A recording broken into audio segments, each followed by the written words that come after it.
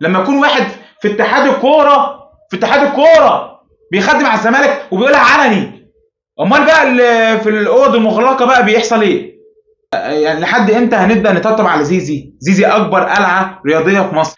الاعلام الرياضي المصري عندنا في مصر حصل فيه فضيحه امبارح، يعني في فضيحه حصلت امبارح تدين نادي الزمالك. ان حد يطلع يتكلم، لا هم بس بيبصوا على احمد القندوسي، هم بس بيبصوا بص ده محمد رمضان عمل خناقه مع كولر، هم بس بيبصوا الحق بص ده تو اتخانق مع كولر، هم بس يبصوا يجيبوا بس ميدو 3 مرات في الاسبوع ولا 5 6 مرات في الاسبوع عشان يطلع يقول الاهلي تاني اكبر قلعه رياضيه في مصر. هو ده الاعلام اللي عندنا في مصر. عشان كده بقول لكم يا جدعان خلوا احمد شوبير هو لوحده هيصد على الناس دي كلها. اسمعوا كلامي، ما تسمعوش الكلام. ما علينا.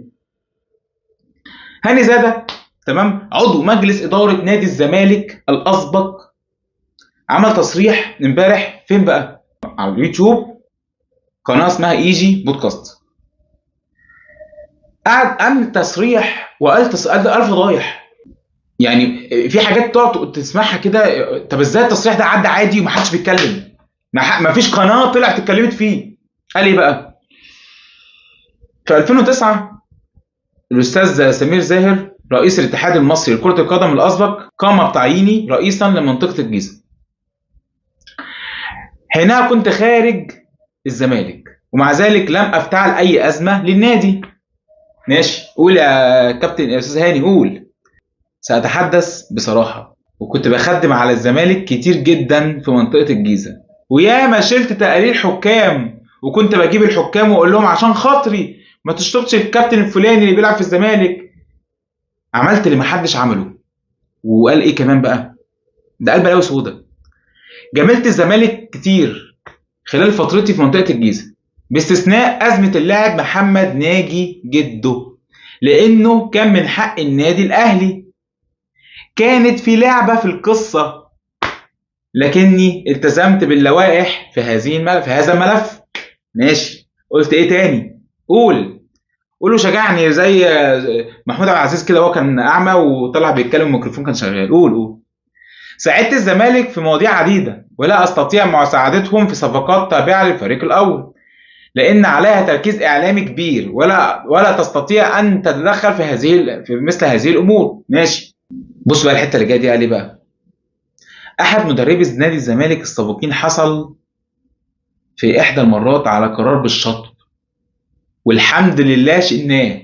خد بالك أنت، أتحدث معكم بصراحة، جبت الحكم وقلت له عشان خاطري، عشان خاطر نادي الزمالك.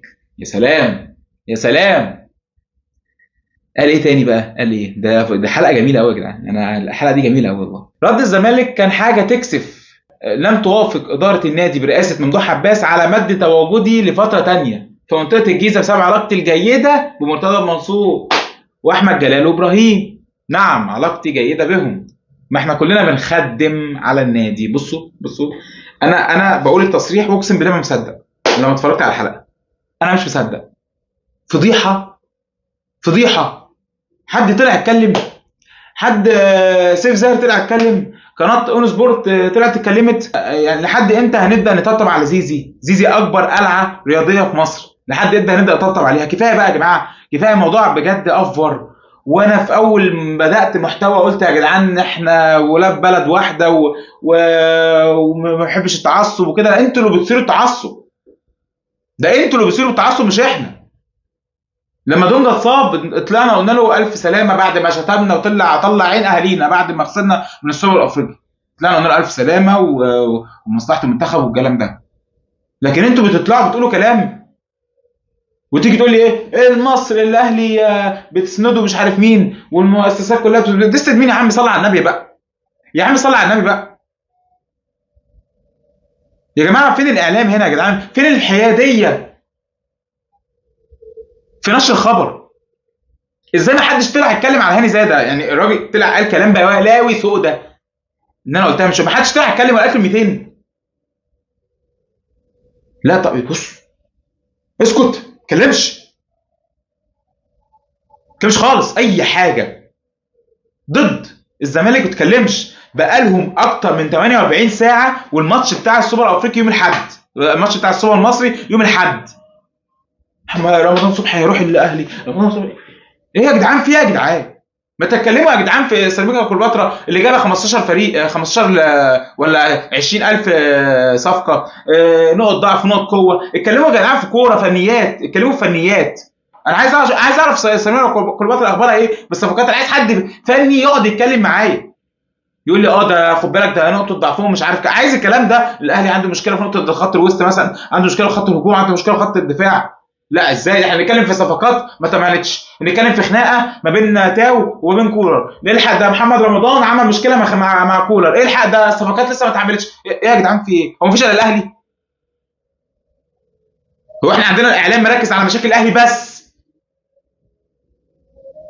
لما الله والله العظيم بجد حاجه تحرق الدم. انا لما شفت الفيديو اتحرقت دمي اكتر ما بتحرق دمي بالتصريحات اللي عماله تتعمل من الكوادر الزملكاويه اللي بتطلع على قنوات رسميه بتدين فينا وتشتم فينا.